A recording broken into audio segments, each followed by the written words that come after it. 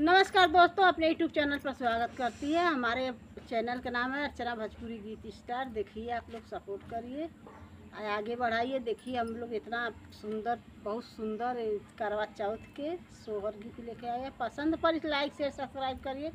जैसे सब दीदी बैक सपोर्ट करके आगे बढ़ाया, वैसा हमारा भी सपोर्ट करके आगे बढ़ाइए। आप लोग देखेगा तो हमारा भी आगे बढ़ेगा।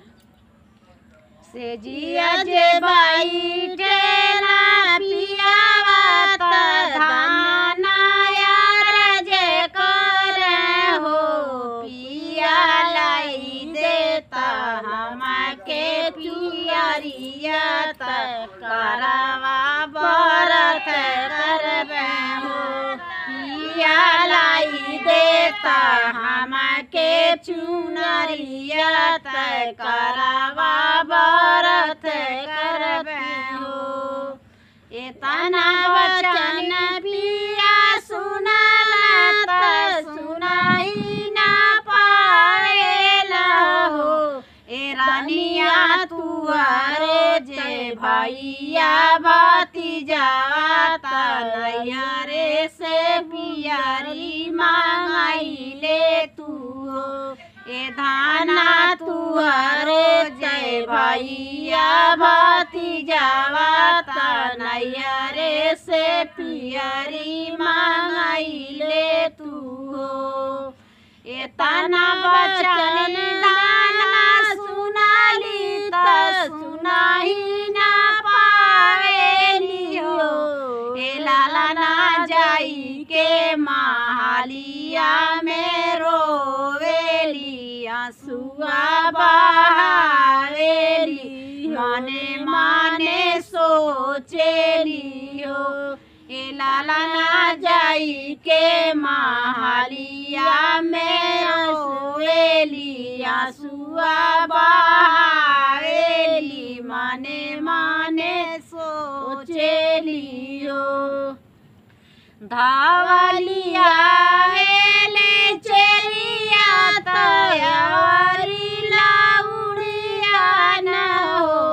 ए धारानी कान संकट तुअरे पराला माने माने रोवेलू आंसुआ बहावेलू हो। ए रानिया कान संकट तुअरे पराला माने माने रोवेलू आंसुआ बहावेलू हो। इतना वचन रानी सुनाली त सुनाही ना पावेली हो।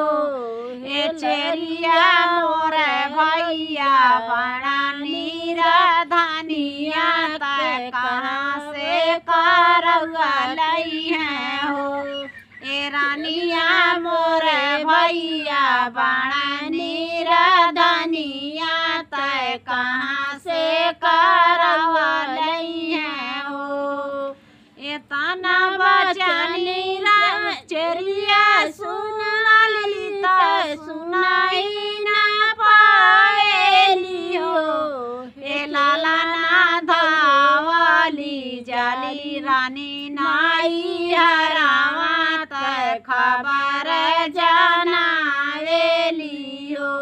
ए लाला ना धावली जाली रानी नाई हरावा खबर जनावेली हो।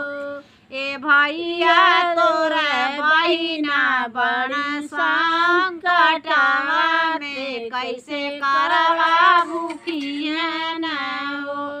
ए भैया तोरा बहिना बड़ संकटवा में कैसे करवा भूखी है न हो।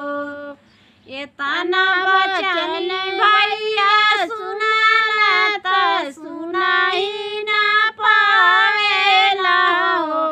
ए लाला ना धावल जाल बजरिया करवा ले आवेला हो। ए लाला ना धावल जाल बजरिया करवा